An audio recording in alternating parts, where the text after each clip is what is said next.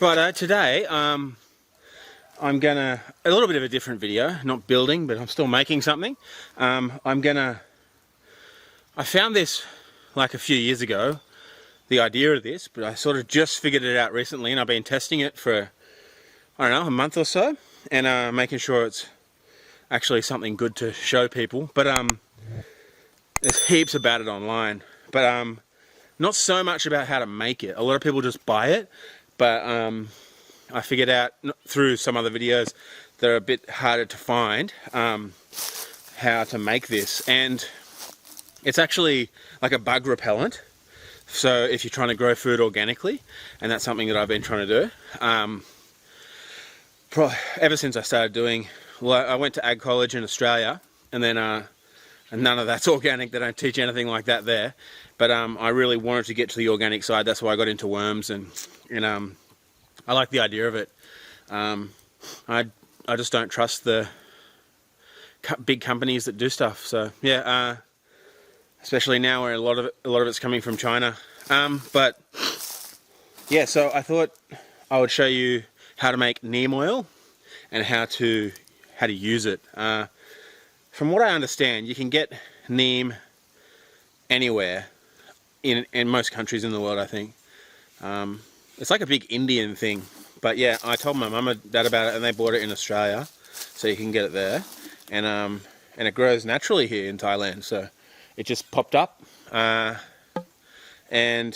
I learned about it, and I'm like, oh, how do I get this oil? Because online in the States, I see a lot of people just buying it, and it seems to be quite easy to buy it and quite cheap. But then I tried to find it here, and it was really, really expensive. But so found out what it was. It's actually in Thai, it's called a sadao, and it's a sadao tree, and it's called a neem tree in English. And yeah, I thought you had to make sort of like distill the oil and everything like that, and get like tiny little drops out of it, but you don't have to do that. There's another quicker and much easier way to do it. So yeah, let's get some neem leaves, and then see how we make it. You'd think I could find a sharp knife, but I thought this was sharp, but I didn't sharpen it. But this is a neem tree. I'll cut it down, cut the branch off to show you guys what it looks like. But I have 4 neem trees on our property that are growing naturally. And this is the only one with leaves left. That one's growing its leaves back, so that's pretty good. It's just hit the dry season here, so it just went boom, instantly dry, and it was cold, but now it's getting hot again.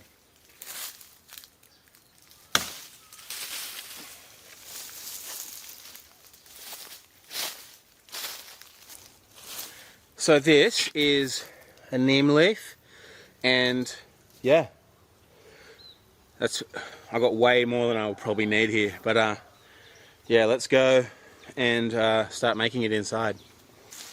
Okay, so this isn't really, I didn't really just hear about this. I learned about this years ago from my father-in-law, and he uses this neem as a bug repellent as well.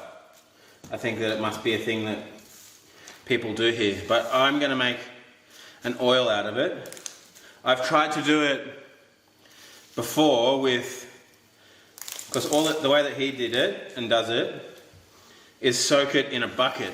So basically just make a tea out of it or something like that, soak it in a big 44-gallon drum or something like that. Yeah, then just spray that on with a bit of soap. Like you mix a bit of soap in with it, helps it stick to the leaves. So I tried that, didn't have any luck with it, and I decided, well, I just sort of didn't even think about it for years after that, and then I sort of got back into it because I can't really grow anything here because the bugs are so bad.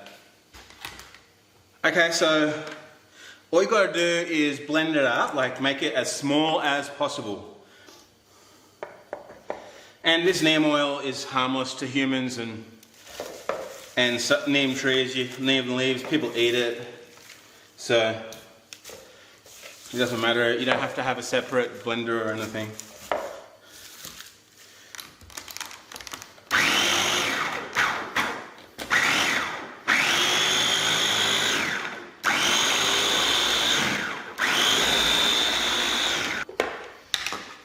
Okay, so look at that, it's all blended up nicely. From what I understand, the smaller the better. Okay, so all you want to do here is put the leaves into some sort of container that you can keep it in. This is a peanut butter one.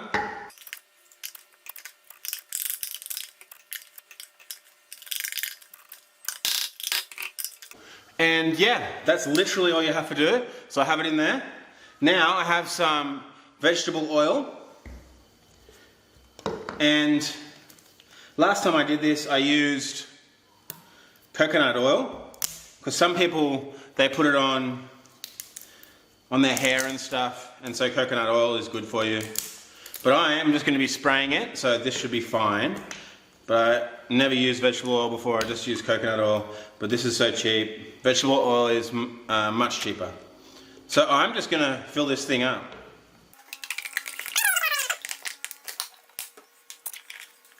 And that's it. You just leave it to soak. Soak that in there, give it a shake.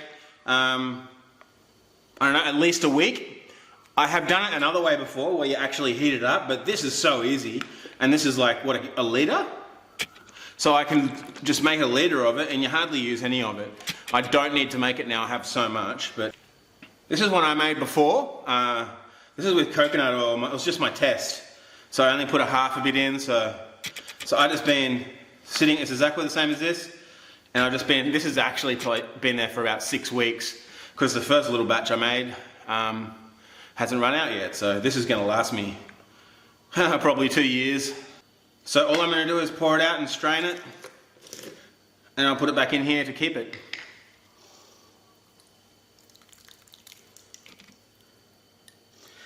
The people that the videos I watched, they said once the oil takes the color of the neem leaf, like the green color, then it's good. So this was clear when I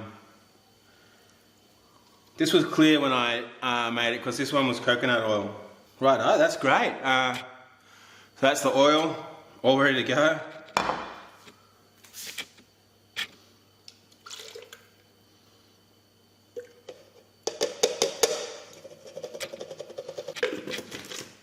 There we go, nice.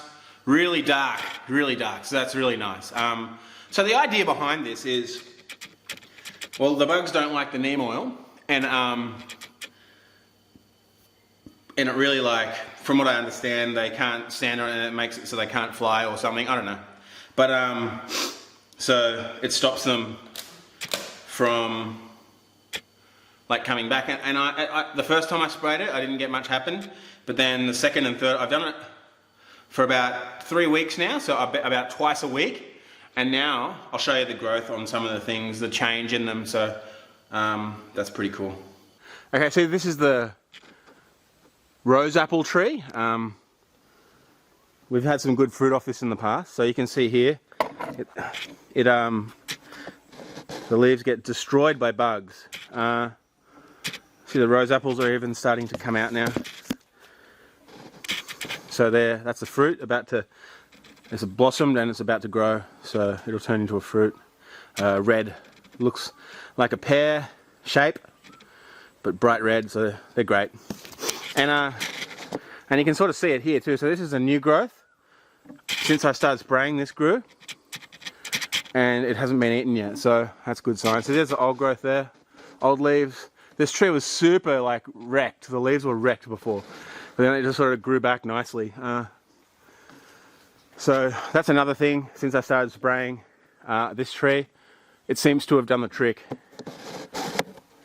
This is my battery powered sprayer. I got onto these a couple of years ago. They're super awesome. The batteries hardly run out and they spray really far, really easy. If you ever have one of those pump sprayers, they really get to you, get a sore arm. But so this is 16 litres. Looks like I've got about 8 litres left. So I'll chuck 4 teaspoons in. Tablespoons. From what I found, they say buy natural soap. I couldn't for the life of me find any natural soap in Thailand that was a reasonable price. I'm not paying $50 for a little tiny bottle of soap. So this says it's natural, but I'm sure it isn't. So I just, for this whole thing, I would just give it like 4 squirts. I'm really pumped about how well this works. It's been something that has been really hard for me to try and deal with. Haven't been able to grow a lot of vegetables because I'm just not going to spray pesticides.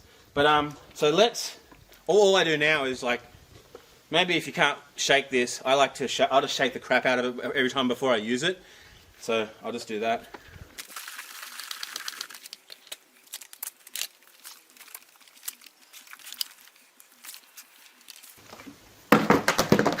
So I just literally run around, quick spray on everything. Turn it on.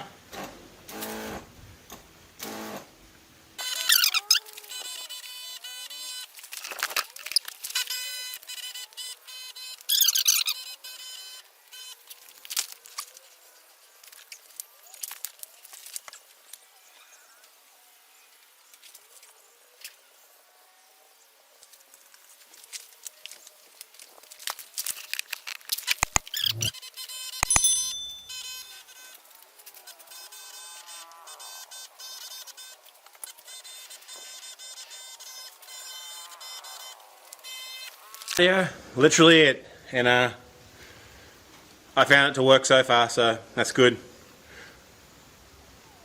Just thought I'd show you, and let's go do something else after this.